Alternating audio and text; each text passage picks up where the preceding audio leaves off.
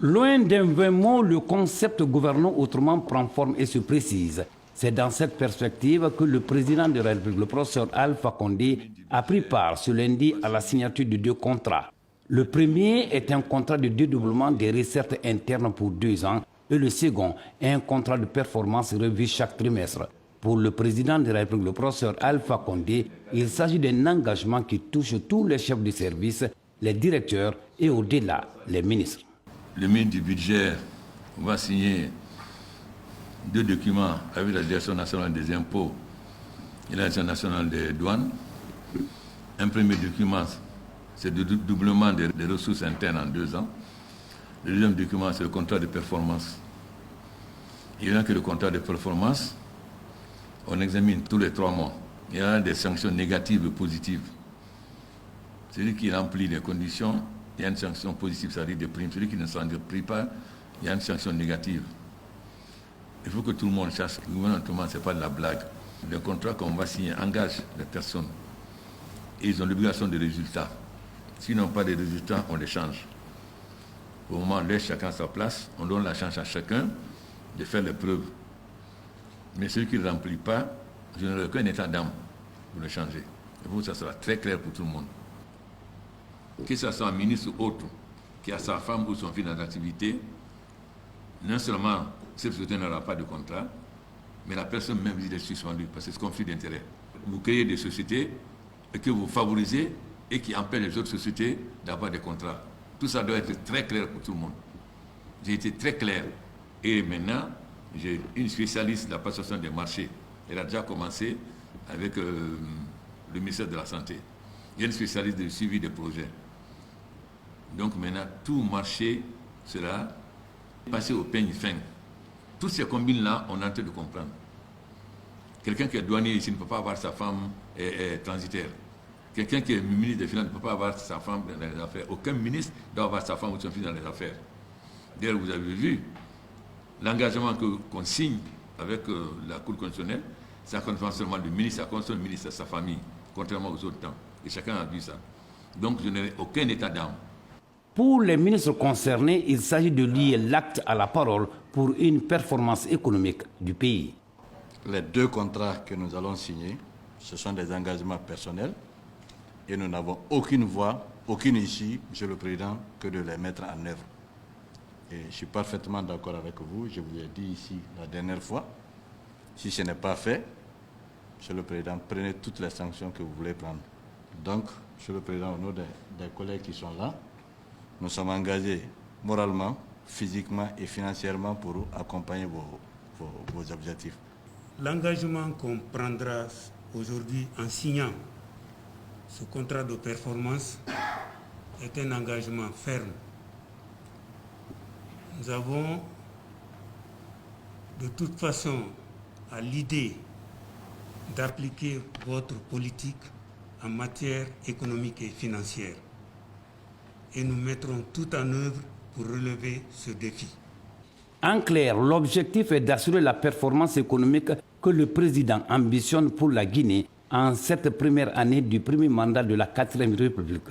La rigueur est de mise pour l'atteinte des objectifs de performance économique de la Guinée. Toutes les régies doivent avoir désormais leur compte à la Banque centrale. Et tous les paiements se feront par virement. Ni espèces, encore moins chèque. Tous les paiements se feront par virement. Et tous les 3 mois, il y aura un contrôle inopiné. Et c'est valable aussi pour ces services. Que je connais, puisque je fais la géolocalisation. Je ne vais pas faire la chasse sur ce système. Je n'accepterai aucun manquement. Aucun centime de l'État ne doit aller autre part. Dès la fin février, au niveau de la loterie nationale, plus personne ne prendra de billets. En effet, tous les billets seront pris par monnaie électronique. Et les manipulations des espèces au niveau de l'administration, c'est fini. Et nous ferons des contrôles réguliers. Les services gouvernementaux, les chefs des services ont l'obligation de voir les services, comment ça marche. Il y a l'ordinateur. Le directeur des services doit voir comment ça marche et rendre compte au ministre. Le ministre lui-même doit de temps en temps descendre, vérifier comment ces services marchent. Il est le patron du département. il doit savoir comment le département marche. Très souvent, le ministre peut rester 1 an sans même mettre pied dans le bureau d'un directeur. Comment voulez-vous savoir si vos services marchent? Donc, je rendrai le ministre aussi responsable du dysfonctionnement des services que les fonctionnaires. Il faut que ça soit clair pour tout le monde.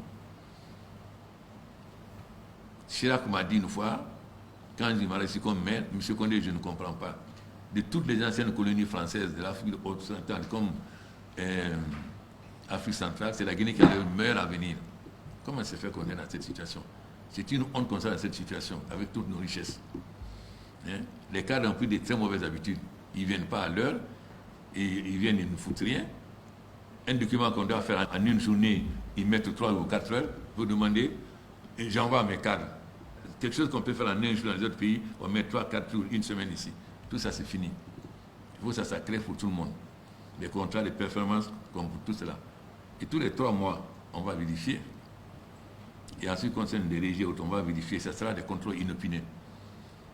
Donc il faut que ça soit clair pour tout le monde. Nous allons aussi expliquer aux populations leurs droits.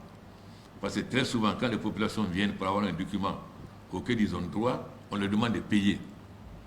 On va mettre une structure en place qui va permettre aux populations de se plaindre contre ce cadre qui nous demande de payer.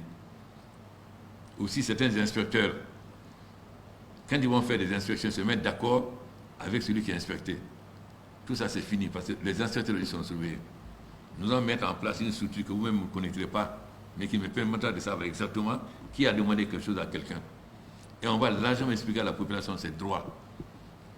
Les choses auxquelles ils ont droit, quand ils vont, on leur demande de payer.